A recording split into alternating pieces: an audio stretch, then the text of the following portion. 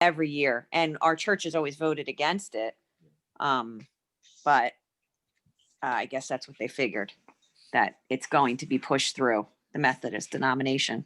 So where is it moving to? No, it's Not- just seceding, but that's not the word. They're going to break off from the Methodist Church. And not be called Methodist, just like a Well, they non-denominational? thought there was going to be a split in the Methodist Church over this, so I guess there'll probably be some. I don't know what they'll be. I have no idea. Isn't that what Larry said? There's going to be two different. Yeah, I think there's two different Methodists, like two Yeah. different groups. For Right. years, Larry's talked to me about that. That has always grieved his heart. He'd go to these meetings. yeah, And they would vote on it.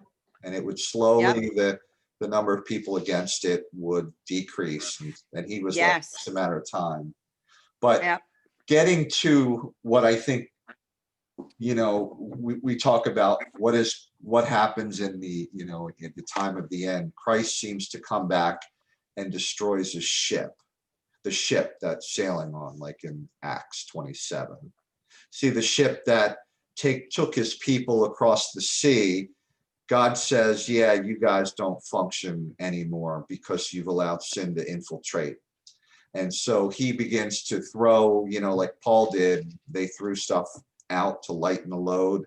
And right. So ultimately the splitting off and the splintering, I mean, you see the same thing in the Catholic Church with all they're going through. It's these denominations are falling. That doesn't Right. mean God's not working, but he's doing the slow motion sailing through a horrendous storm that is ultimately brings the wayward church to destruction, because he's not interested in that. He's interested. He's not involved in it. Right. He's not in that, but Mhm. he's involved in the hearts of the people. Correct. But that's really interesting because he would talk about that, and Yeah, he would, I remember. Larry, your brother-in-law? Yeah, for years he would, every time I would say him, he would make mention of, yeah, the vote's getting closer and closer and closer. So sad. Yeah. So It's sad. sad. Everything went to, what do they say? Hell in a handbasket when they took God out of everything. Yeah, right. Once they took God out, you're like, okay, this is a free-for-all. Yeah. Yep, I hear you, Dave. Let's go to Revelation 2:9. Smyrna, 2:9. Smyrna, we talked, it was one of the 7 churches. In verse 9, they're going through poverty and tribulation.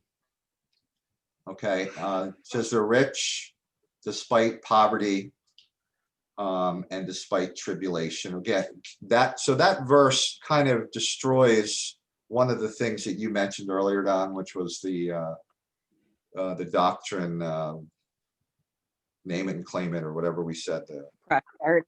Yeah, name it and claim it. That was it. I couldn't think of it. Yeah, so that destroys that right there, because these were people going through poverty and tribulation. Now, he goes on and he says they're rich, but he makes mention of them, the blasphemy of them that say they are Jews and are not, and are synagogue of Satan. What does that mean?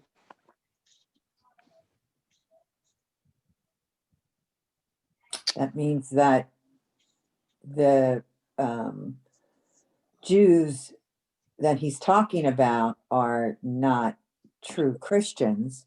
They are serving themselves and serving Satan, doesn't it? We absolutely, because a Jewish person was always a natural born Jew, right? Until after Jesus came, and then it became a Jew is one inwardly, and circumcision in heart and not in the letter, right? So suddenly the Jew here would represent, in essence, the Christians, like you're saying, Dave. So Jesus is talking about that, again, hidden here, but he's talking about the Christians here. Okay. All right, like you said, because a Jew is a Jew. It would be like saying, well, I'm Italian. Well, you're always Italian. The Jew would always be Jew. So obviously he's referring to something else, right? It's pretty easy to see. But are a synagogue of Satan, Mhm.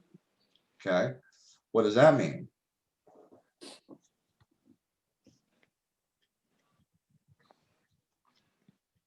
I think it means that they believe that they're actually following God. They have no idea that God is not in what they're doing. And what they're doing is actually worshiping Satan. Satan is their master or themselves or, everything, all of it. You think they don't know what they're doing? No, I think they're like a church that's empty, that thinks that they're pleasing God and God's not even there. He's not even in it. Or it could be full. That's the scary thing. It could be full of parishioners that are very enticed Full. by the methods, and God's not really there. And he's sitting on the outside and saying, I'm not even in. I'm not even in this. And you fools. How sad. Right. Yes. Keep your finger here because we're going to read the next two verses, but I want to turn to Galatians 6, 15 and 16. I read this verse a couple weeks ago and with the guys that I do a Bible study with, and it talks about Galatians what? 6, Six? 15 and 16. If somebody wants to read those two verses.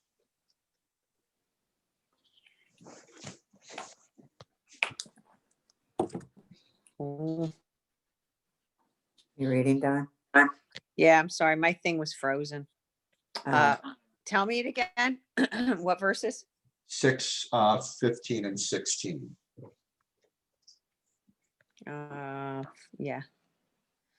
Neither circumcision nor uncircumcision means anything. What counts is the new creation. Peace and mercy to all who follow this rule. To the Israel of God. To the Israel of God. Peace and mercy. Okay.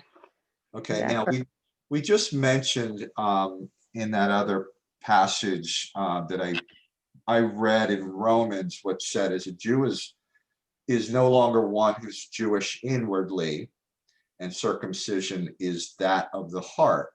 Okay, that was in Romans 2, 28 and 29. Now here, you just said, Paul makes a couple sentences here. He's saying circumcision, natural circumcision, doesn't make any difference anymore. But the only difference is whether you're a new creation or a creature, I think it says in my Bible. And then he says, as many shall walk by this rule, peace be upon them. Now, those would be Christians, right?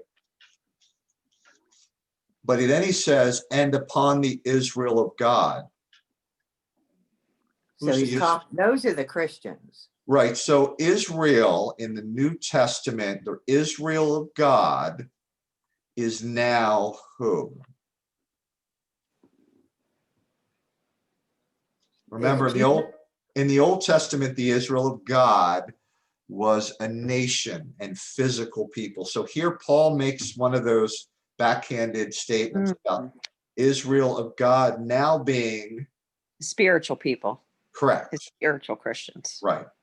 Now, there's a whole group of people that, say, no, he's only talking about the natural Israel here, but he is saying completely different. He's talking about the natural doesn't matter in the previous verse, and then saying the Israel of God is the spirit and only the spirit. And that can include natural Jews, right? Mhm. Okay. Right. So let's go back to Revelation 2.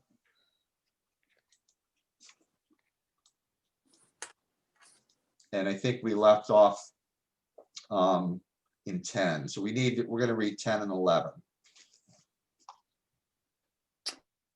Not be afraid of what you are about to suffer. I tell you, the devil will put some of you in prison to test you, and you will suffer persecution for 10 days.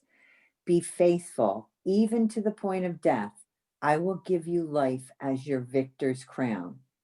Whoever has ears, let them hear what the Spirit says to the churches.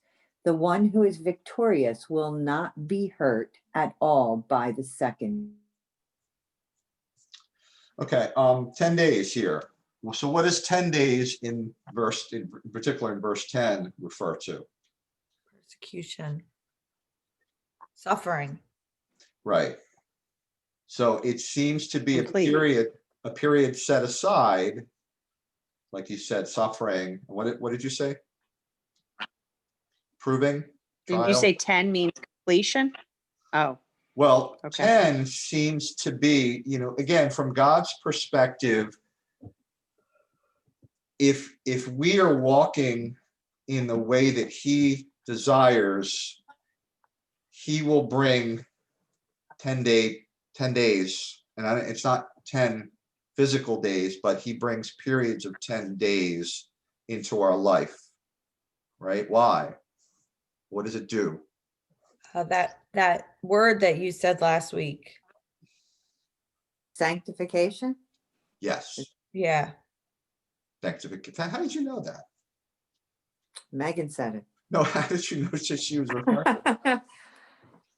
Well, that you What? said, that's how God makes us more like him and ready for heaven.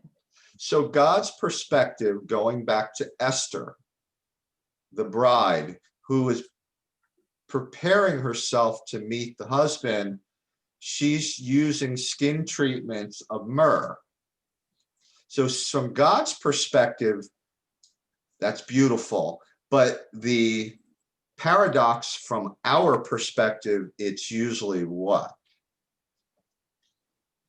This is painful. terrible. Awfully painful. And it makes mention you may be tried and have tribulation.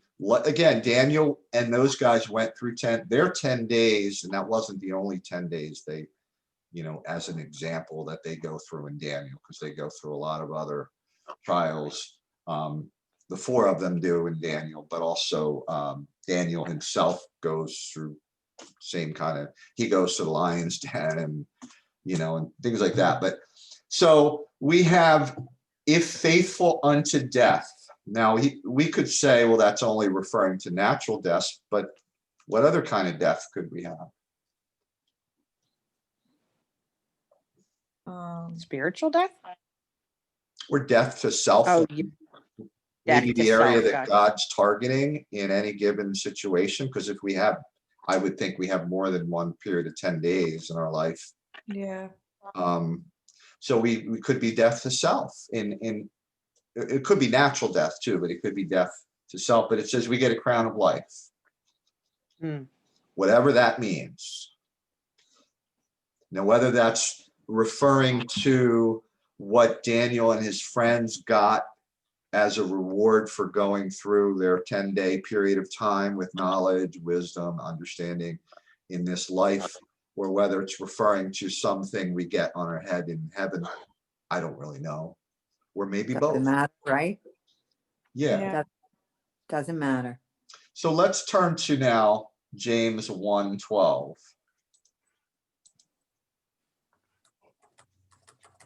Somebody want to read that?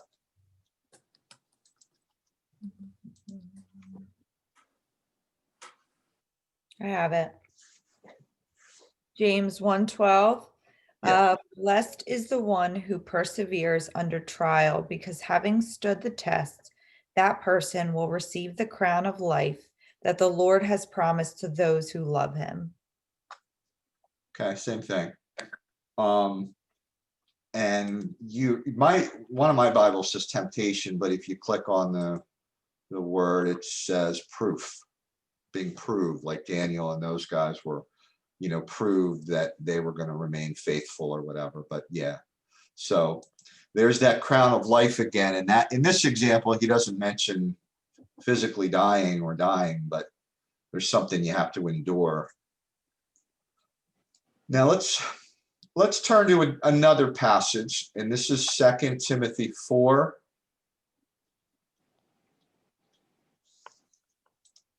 And verses 7 and 8. I got it. 4, 7, and 8. Okay. I have fought the good fight. I have finished the race. I have kept the faith.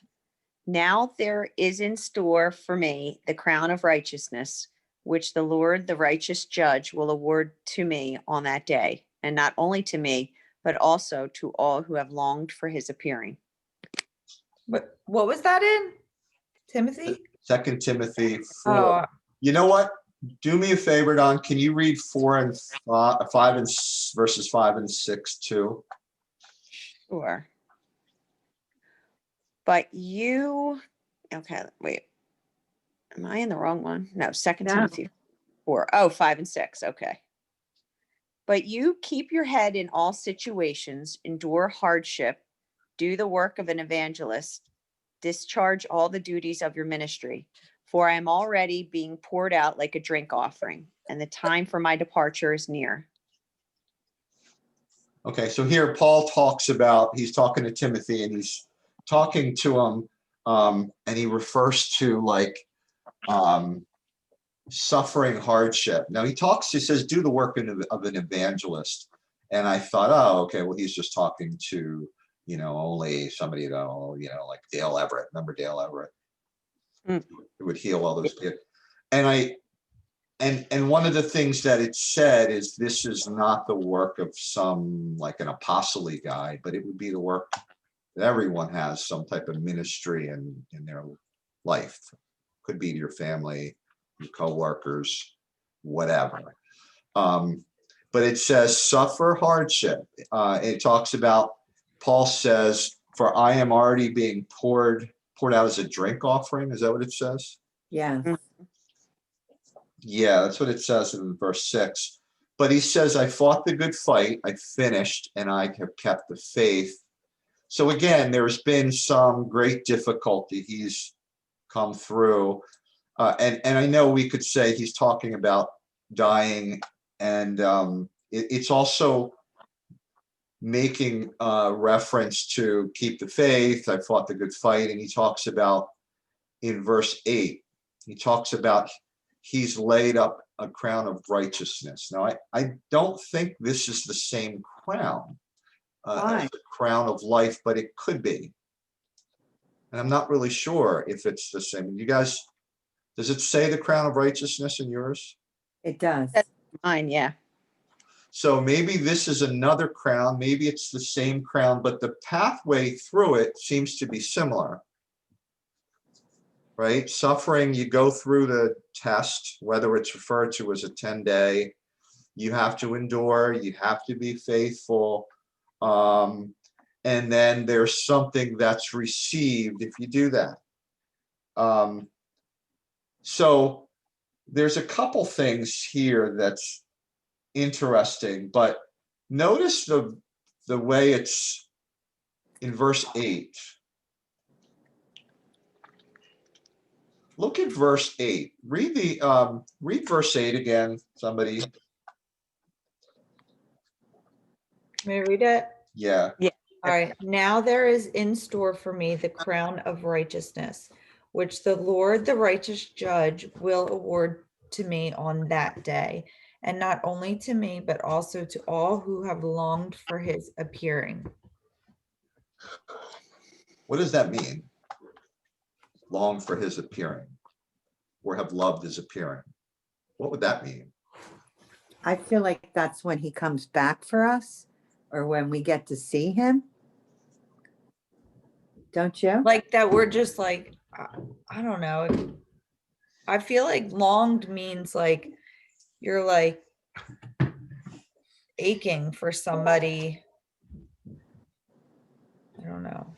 Yeah, like eagerly awaiting. Yeah. You're like for the people that are eagerly looking for his coming, for his. Well, mine says to them that loved, in past tense, his appearing. And I'm trying to figure out, and I'm reading a second version, the English Standard says to all who have loved his appearing.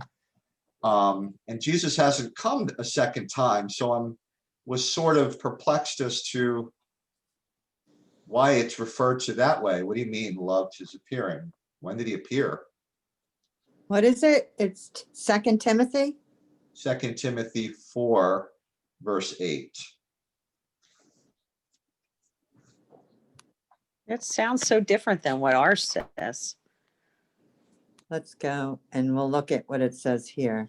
because ours is present tense or future. Yours No, sounds like past tense. Ours did too. Past tense? Ours I says think so. longed for his appearing. Appearing is It coming. says, yeah, longed for his appearing. Yeah, but the longed is past tense. Longed his appearing. Yeah, I guess so.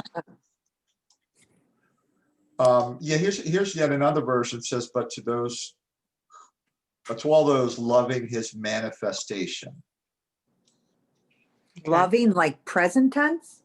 Well, in this particular version, it just says loving his manifestation, and so that's sort of present tense. Obviously, his second appearance on earth in the natural hasn't occurred yet. What appearance are they looking, or have they loved? Oh, no. And now, if you look the word up in Greek, appearing is the Greek word for epiphany. What do you guys think? What's an epiphany? Isn't an epiphany like a revelation? Something Yeah. like that? Yeah. There's like three different words that mean very similar, like in Greek here. And I know I was looking for, I said that loved is appearing, or even, like I said, loving his appearance or loving his manifestation or whatever. What manifestation? What epiphany? I don't know. It says longed for his appearing. That made more sense than what you're saying. It does make more sense. Love, it's the word love, to love in a social moral sense. It's agape. Agape would be what, completely unconditional love. Right. So technically, it's probably easier to maybe just chalk it up and say love is appearing, but how does he appear? How does he become visible? Or what have they loved that he seems to appear? Like, does he appear in like a revelation? He shows up in their bedroom at night or something? I don't know. Or would that be scary? Yeah, that would be terrifying, wouldn't it? So the epiphany, to shine upon, to become visible literally or figuratively. So let's look at this again. If he appears to us literally, then you could say, well, that's good. He's never appeared to me literally. Has he to you guys? No. No, me either. But how does he seem to appear as figuratively in our life?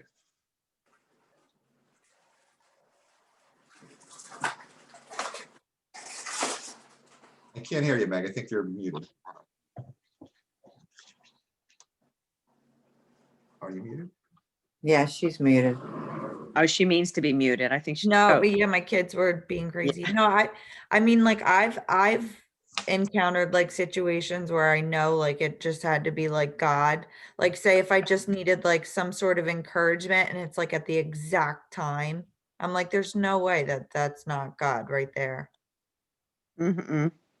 So then he appears at times figuratively, Yeah. but Through other people. I think so. absolutely. Yeah. Absolutely. Okay, so we're not sure what that means. Let's use another example of that word appearing. Maybe that'll shed a little light on it. So let's turn to Luke 1:79.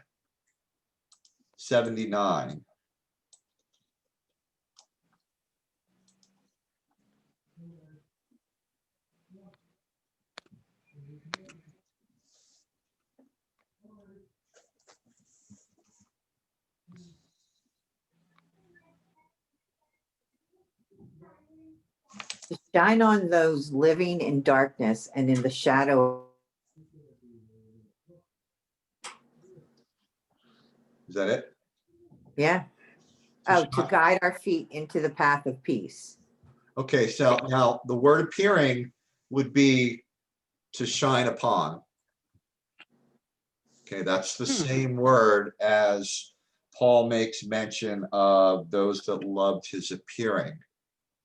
So is there anybody in verse 79 who may feel that they are sitting in darkness or the shadow of death that we've talked about tonight? Like the church, you mean the church, like the Church of Satan? Well, we're not talking, again, these are people this light has shined upon them that either sit in darkness or they feel the shadow of death surrounding them. And we could say those going through the 10-day trial may Mhm. feel that, right? Oh, Yeah. absolutely. Matter of fact, it makes mention of them, some of them even having to go to their death. But what does this that shines upon them do to them? Guide their feet path of peace. Peace. Correct. So Hmm. does that shed any light to Paul's reference to, those that have loved his appearing? And if so, how might we summarize maybe what Paul was referring to? I'm not sure.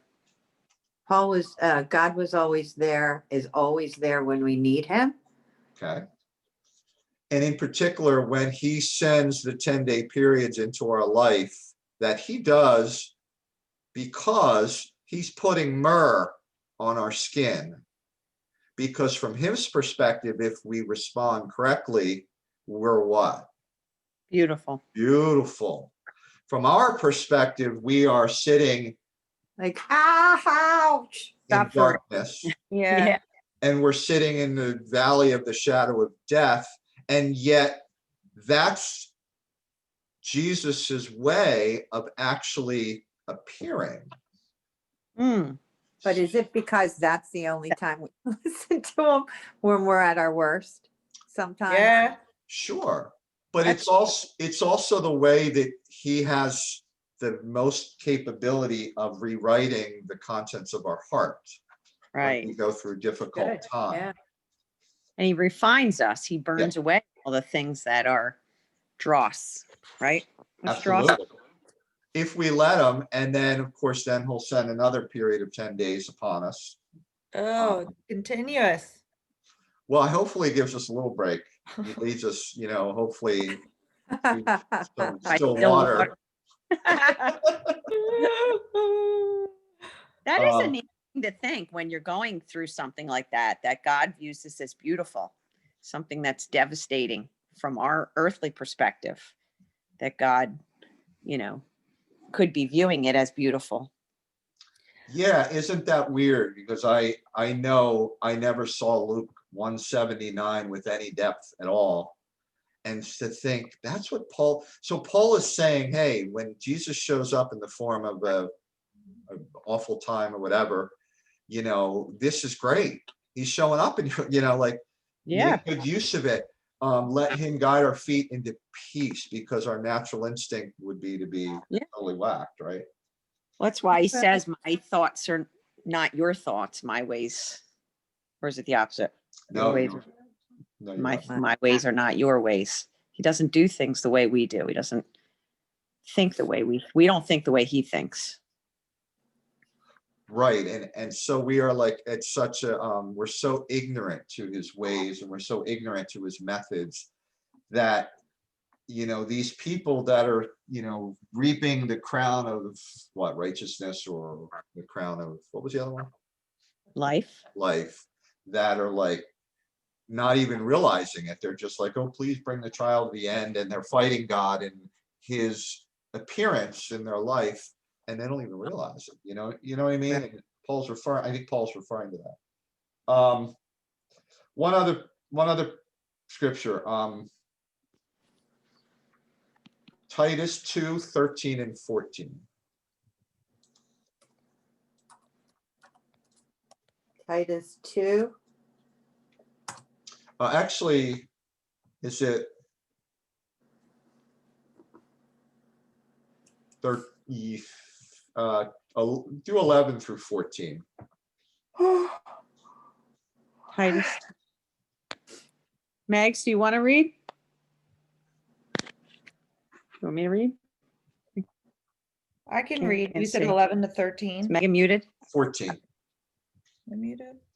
Oh, okay. For the grace of God has appeared that offers salvation to all people.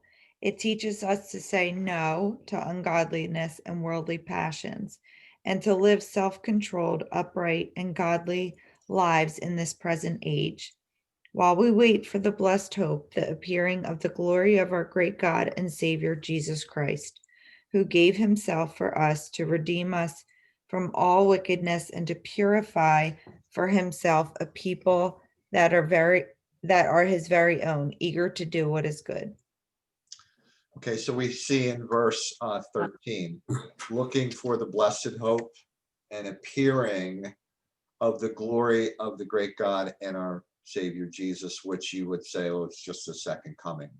But it's not just his second coming. It's much deeper than that. It's referring to the ways and methods that he uses in order to prepare his people for whatever it is he's giving us, that we hopefully we're accumulating as far as like rewards and things of that nature.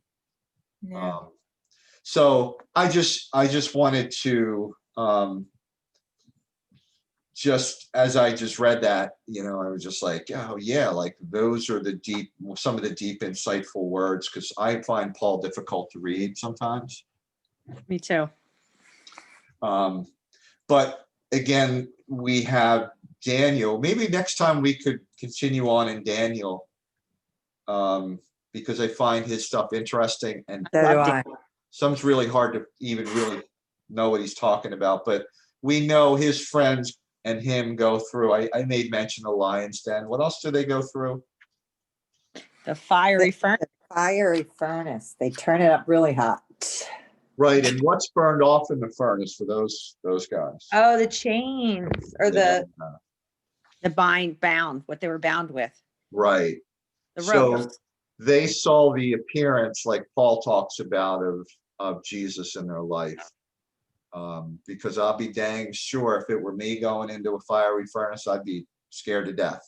Me too. yeah, me too. I'd be crying and whining and like, whoo, sheesh. It's scary. Yeah. So, hi, Will. Hi. Hey, buddy. I missed seeing you. Hi, Bubba's. I'm tired and my mom will let me go to sleep. Oh, we're all done, love. We're done, buddy. Night, night. Willie, I missed your call the other day. Why were you calling me? What call? I don't know. You tried to FaceTime me. I missed it twice. I did. I know. That's what I was like. Why is he calling me?